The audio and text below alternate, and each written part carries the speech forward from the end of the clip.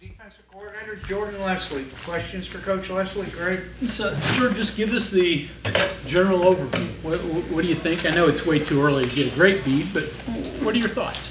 Well, I mean, you know what the summers are now. You know, Phil had a pretty good summer. You get a lot more done in the summer than you usually, you know, did a couple years ago. So, you know, it's too early to tell. I really like the group, and they're fun to coach. They're, you know, they're probably the biggest thing we talk about. We don't have to coach effort, and if you can do that, then you got a shot. The rest of it, I think, will fall into place if you got that. 4 practices now. Is there any guys that have strung along 4 good practices now? Anybody that stands out that's through those first 4? Yeah, I mean, I think our 2 older safeties, you know, Aubrey and Anthony Wilson, have put some good days together.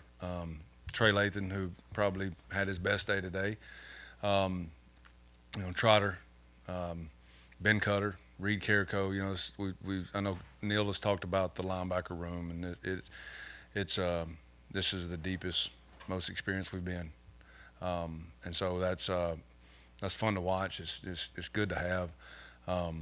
Sean Martin has had 3 or 4 good days in a row. I think our nose guard room is really competitive right now.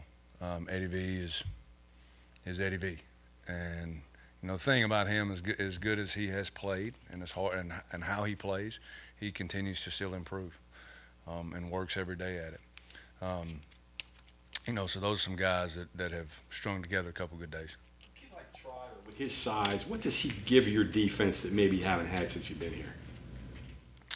The combination of the size, the power, the explosiveness, the athleticism with speed at 240 plus, you know, and so it's a combo of there's not really anything that he does badly, you know, as a whether it's a blitz coverage, tackling, fitting, you know, he's just a total package type of guy. A lot of new guys in the back end. I mean, you mentioned a couple guys that do return, but most of the others are guys that are new. So what are your thoughts there, especially at corner, where you're trying to blend in so many transfers? Yeah, I think we've gotten more experience and faster, which is what we were trying to do, and that shows up, especially the speed aspect of it. You know, we changed a lot of things last year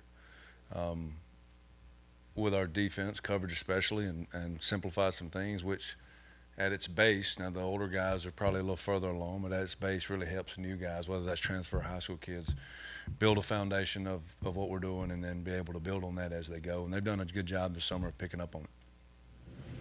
What does Reed Carrico bring to the table, not just as a transfer from Ohio State, but as a somewhat local guy? You know, Reed is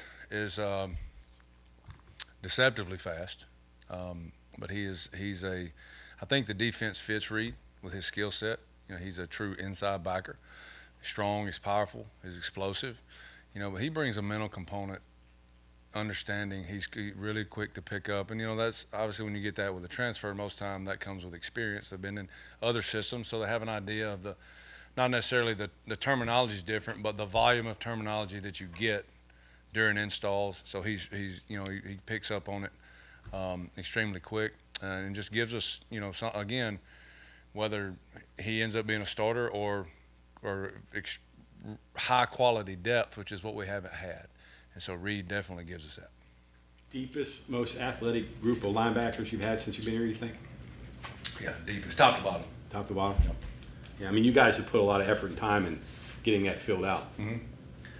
You know, and a lot of people, you know, and a lot of, depending on the scheme, you know, I think the linebacker in a lot of ways, you know, you watch the draft, right, and you watch where the importance lies and who drafts the positions, and sometimes even in recruiting. But I think the linebacker position is undervalued a little bit. You know, you know, not that there's anything wrong with 7-on-7, but you know, a lot of high school kids they play their season, then the rest of their year is 7-on-7 stuff, and that does not show how a linebacker can really play the game of football. So I think a lot of times in recruiting and not only there, but just the game in general. I think a little bit of the linebacker in some schemes is a little bit undervalued. And I don't think I'll ever get to that point, or anybody on our staff will ever get to that point. You know, I think that's I've always said this, like I think that's your quarterback on this side of the ball. And that hybrid, you can maybe have a bigger guy there at times too now, right? Which one? The spear or whatever. Yeah. You can have you can have a bigger guy there. You know, we primarily work the safety body-ish there. But you can, and the schemes and the fundamentals and the techniques you teach they're all the same. So you're able to get some, you know, as we go, get some different teaching to some different guys, different bodies. You mentioned last year a lot of going back to the basics. Where are you this year in regard to that? Is it kind of more like that work, so we're keeping some of that, or are you able to be more of a, you know, not having to go back to the basics as much because you have maybe more veteran players? Right. Well, in year 2 of anything that you do, you're obviously going to expand on it a little bit. However much your kids can handle is however much you will expand on it. You know, I think we're pretty close to the same. We've done some things. You know, I think that the big difference in our group last year is we worked really hard at being good at football, tackling, shedding blocks, angles to the football, force and overlap angles, and we worked extremely hard on that. And I know y'all have heard me say this, made that mistake in 22, and I'll never do it again. And so we're a little further along in some areas. Some areas we don't think we need to, but we've continued to expand the way that we work on being good at playing football. And I think that was the biggest difference last year, and I think it'll continue to be the difference in how our defense plays. Moving Aubrey down to Spear, so you did that in the spring, and he played there some, I know, in the past, but how's he worked? Why do you think he's better, closer to the line of scrimmage than a deep safety? I just think I think it allows him to play the way he wants to play. Aubrey, obviously his athleticism and his speed and those things, they're always going to show up, but Aubrey's aggressive. He is, you know, I don't want to say see ball, hit ball, because Aubrey's way, way smarter than that. But it does allow him to use his football IQ and still just, it frees him up, allows him to play very free. And I think that helps his game. I think that's his body type, that helps his future. And it's been good for us. You mentioned out in Las Vegas, you could maybe move him back and forth depending upon the scheme you're facing or whatnot. It's not just locked in there, right? Is that? Well, we play him.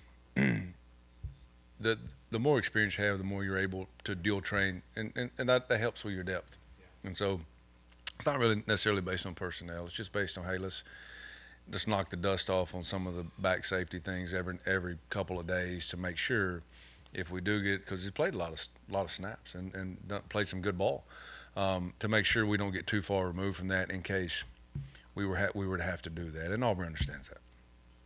Jordan, the changes you made in season last year on defense, like after the Penn State game that you talked about, I guess I was never clear if that was just a kind of a get through the season or get through a rough patch, or did you carry some of that stuff over and liked what you saw and that's part of who you are and what you do now?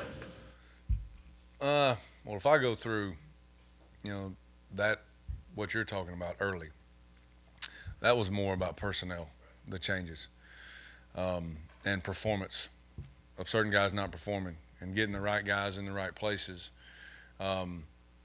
Because, you know, honestly, like you practice and with a little bit of inexperience, you really never understand. You never know what's going to happen until the game.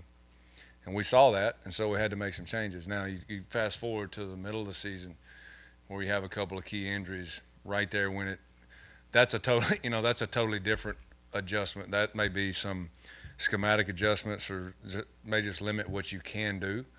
But early in the season, it was really just personnel adjustments and getting guys into position to see if they flat out just could perform under pressure or under the lights.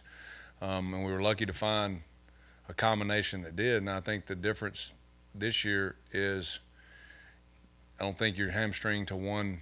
These are our guys. We're going to be a little more rotational, I think, with being deeper, so that if there's a performance lapse in a quarter and a half or in a game, we're kind of going to be next guy up as opposed to having to wait till the next game to make changes. If that's answered your question, Mike. I realize you kind of hit, a pothole in the middle of the season with the injuries, but so maybe you never even found out. But I guess it sounds like what you're saying was that you spotted something that couldn't go on any longer. Personnel. That's exactly right. Okay. And then just two guys that are in green but seem like they're part of your kind of immediate plans or spells in Redwood. They can't do a lot right now, but like just watching Jacoby, for example, it seems like he's doing a lot. He can perform, but what can those guys accomplish that keeps them in the mix? What can they do that they're not out of sight, out of mind? Asani is a little bit of a precautionary thing. He can, he'll be ready to go. Jacoby has done a really good job at post-surgery with his rehab, and looks really good. And he'll, once we get him to where he can full go, we'll see at what point. You'd have to ask Vince at what point we think that'll be. But Jacoby's a prime example. I use this with a number of guys through the years. Of some guys progress faster than others, and some guys it takes time. Jacoby has taken it, especially in the last year. He has grown, and he has really taken advantage of the development piece of our program. And as quite honestly, is night and day from last year to this year. Just his approach to training, his body, just overall being an athlete, being a collegiate football player at this level, and that'll pay off. Use them in practice. I mean, again, not a guy who can physically with him in practice, and you're not doing tackle whatever. But I just watched him a couple of times, and he's broken on balls or broken things up, and looks like he's practicing a lot, even though he's not full. There's still things that do get your attention or do get Shadon's attention. Yeah. I think probably the thing that sticks out the most to me is Jacoby's stronger. He's stronger. I think he's probably a little faster. I think he understands now probably the biggest change is how to play corner at this level. Just simple things. You generally start with man coverage and then work from there. But he has made a drastic improvement just every day his approach, especially since his surgery. And those are probably the two biggest things that stick out to me. He seems stronger. And anytime you're stronger, you play more just naturally at any position. You play more confident. So I see that in Jacoby, and I think he's gotten faster. How much cross training do you do with Aiden Garnes, or do you just lock him in at corner and let him go there, or do you use him a lot at safety? Well,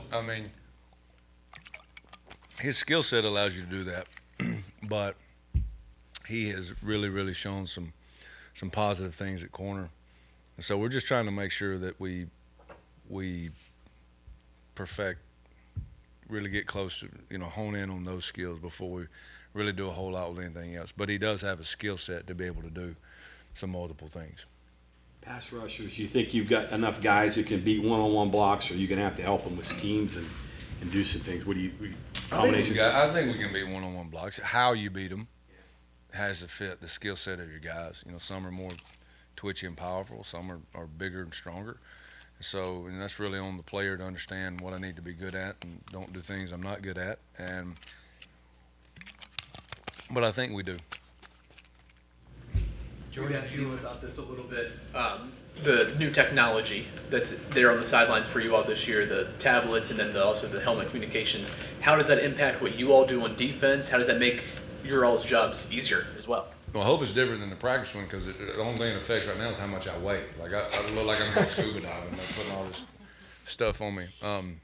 But I think during the game it'll be different. We had it in the bowl game, and it really defensively, to me, it depends on how much communication you want. I think you can overdo it. And I think it's more about operations. And because right now you honestly have no idea how your first opponent or any opponent after that will come in here and use it offensively. And so just like anything else on the defensive side of the ball, yeah, you're going to have a plan, but it's probably going to have to adjust to what they're doing a little bit. But as far as this information, we just try to control the amount, right now, and just use it for just simple things. and that could be, you know, anything from alignments to whatever. And then I got to train myself because it's different than the bowl game where now I think you're off at 15 seconds, and then you go to the tablet. So you can be sitting there. You can't be sitting there rambling on, not watching the play clock, because then you know the guy you cut off at half a sentence, and then the guy sitting there going, "What did he say?" You know. So it's as much about training myself, the coaches on the sideline, how the communication should be in a the most efficient, simple way. You know, and maybe that's not everybody else's plan. I've done a lot of asking and talking and research this off season, just people I trust to know and what their plan is. And I think the majority of people are about the same. It's not. I don't think it's as big a deal as people probably make it out to be. How about the extra coaches? Has that allowed you to get to all the different groups more and move around the field more? Has that freed you up? Oh yeah. I mean, it just makes you really efficient with what you're trying to do. But, I always take the D-line for example. And AJ's done a phenomenal job building the room, coaching, the whole thing. But, every one of those skills are different. A DN is different from a nose guard, is different from a D tackle, is different from an outside backer / DN hybrid, whatever you want to call him. And so where now you really kind of hamstring on how you broke those groups up, and now you don't have that. We have one person that's coaching every single one of those based on what they need to be working on, whether it's a technique or fundamental of that day, whether it's something schematic. Same thing in the secondary. We talked about the spear with Aubrey. Now you got the field safety, boundary safety. Those all have different things that they do and within the scheme of our defense. Not very different, but they're just. And now you just get so much more teaching of the basic things. Just makes you more efficient. It's been huge for us. Do you give any thought to the extra communication and how that could aid offenses, and maybe offenses could all be better than they were without that extra piece of communication? Do you think that's overblown? I think it's probably a little overblown. I think, some people think it's advantage offense, some people think it's advantage defense. I think it's all dependent on how the players handle whatever's given to them post when the mic cuts off. That's just my opinion, and so if they're able to handle that, you'll probably see a change in some people, being that, let's say they give a quarterback certain sets of formations and plays, and after 15 seconds, he calls it. Well, not every quarterback can probably handle that, or not, you know what I'm saying? And so there's going to be defenses that can handle maybe more than others. I don't know. It's just, I think that'll be what unique to every single team with how they handle it. But I think for the most part, it's probably a little overblown. And secondarily, similar, but kind of an off question to that, how much different is it for you to get the defense ready for a season with an offense that has so much experience together? A lot of players coming back. Green already had a season as a starter. It's not somebody new coming in. It maybe an offense that's clicking more. Like, is that more of a test to you guys going into the year? You talking about against our offense or Penn State? Like against WVU's offense. I mean, the thing that every offense formationally sets of plays, not necessarily the actual plays, but just sets of plays, passing concepts and protections. Most every one of them just at their base are pretty similar. So you get to see, it's just like defenses. You have 4 down fronts, you have 3 down fronts. Somebody runs a version of every one of them. So you get to see the basics of that. Line up, do whatever you do. And then some of the things that Garrett Green presents within our scheme from last year, those are things that are really good to see. And there are going to be some times when there are some times. There was some today. There'll be some, next time we go on the field, there'll be some in the first scrimmage. All right, because, we're not necessarily trying to stop them, but it gives us some video down the road of how, when we see that style of offense, we have ideas and corrections and things that are built in off practice film. So it's, with what they do, it's really good for us. Helmet communication, is it always linebacker that's going to have the receiver, safety? Honestly, Greg, I don't know yet. We're doing a number. We're doing a trial run through fall camp. And I'll probably, quite honestly, go to the players and ask them at the end, what did y'all think was the best and I'll take their advice on it over anybody. You know, multiple guys ready. If somebody, there's got to be multiple guys in that. yeah, I hadn't even thought about that cluster yet. So, But I mean, but yeah, yes, you're going to yeah, have to. Yeah, you're going to have. You know, you got your sub packages. You got injuries. You got yeah. I don't envy Danny and them at all on that. But I haven't even, And again, I think you can go a little bit down a rabbit hole sometimes on that with what you prepare for and take away from preparing for just being good at football. And then, Neil, you guys start your heavy work Monday and Tuesday and then getting into it. Neil said this is going to be a physical practice. I guess there's a balancing act there, right? Because you need to get them the work they need to see what they're going to see coming up, because you've got those first 7, you've got a lot of heavy run game, a lot of, how do you balance that? At this point, you worry about us.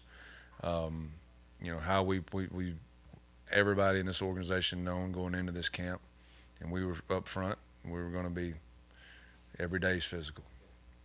We have spider pads on. There's some physical element to it, and we really started that last year. And that is something that has really, at least for us, there's really more of. I know we changed a lot of things, but there was a shift in mentality, and we had to work really hard on that. And if you don't work on that, it's hard to say that's an identity for you if you don't work on it. And your players have to buy into it and accept it. And we have, and them guys know that. And so, and I think we all know what the first 7 is, but that's so far away from me right now, And I know who they are and what they're about. And so, but I do know that in those, that'll be an aspect that'll probably determine winner and loser. Jordan, you had the spring to have your new role, kind of walking around positionless, right? But in June they gave you the unlimited assistant coaches, right? How much does that change things? What other organization or coordination do you have to do now, having all those people at your disposal? It really helps me, one, with efficiency, and then build a practice, build a meeting, build schedules, game plans. It's just, we always say this, whether it's 30,000, 40,000, 50,000 foot view of things, but to where I think a lot of times people would think it would allow you to expand on a lot of things. It really just allowed me to hone in, like really, really sharpen what we're trying to get good at. And we have a system we use on defense. It's called Path to the Ball, and it's taking the drills that we've done and expand them within other groups and those same coaches that you talked about that are now able to coach. And now we've taken, maybe it's a leverage drill, and we've really done a lot of research on those things this offseason that just you make a little bit of tweak to it. And I'm able to see that real time from drill to drill to drill to drill to drill, and then I'm able to come back the next day and, all right, let's change this. And I think it's been really, really good. It's made a huge difference fundamentally in our players, understanding just simple things that make you good, and just to keep, never get too far from that. And probably the biggest thing is seeing the improvement, knowing we don't need to get away from what we're doing. And so, and it's just you get honed in on one drill a lot of times, or one group. You have to go back and you have to study the film or make yourself go to different parts of practice to see the improvement. It's almost like I'm seeing the improvement. Some of these guys like real time, like drill to drill, and it's fun. It's fun for me. It's fun to coach. Fun to watch. And then I've said this about like Randy and Trey, and some of these GAs. Like we put a very thorough process into bringing guys in here, and now for them, they're able to showcase why you actually brought them here, and it's really helped us. It's really helped us. Like, those are some good football coaches, and so. I haven't seen any Rocky Gallagher playing quarterback. Is that just a spring thing, or is? Well, yeah, I mean, you're trying to see if there's an ability there to help you depth wise, and the reps he had in the spring, I thought he did a really good job. I think if that ever came to a certain scenario, or if that got to that, I think he could. You know, he definitely has a skill set too. So. Fair to say, second scrimmage, you like to have most of your questions answered, or you think it'll carry on in some areas? Yeah, I mean, your basic ones, you know, really kind of how your depth chart's going to be built, especially in the top two. You know, your questions on how, you know, there's a lot there's some that are, there's some that aren't. But as the basics, who really depth charts, especially getting the sub packages, that's kind of where you want to have some of that cleared up. So basically 2 weeks. Basically 2 weeks, yeah. Okay, anything else for Coach? All right, thank you very much. Thanks, guys.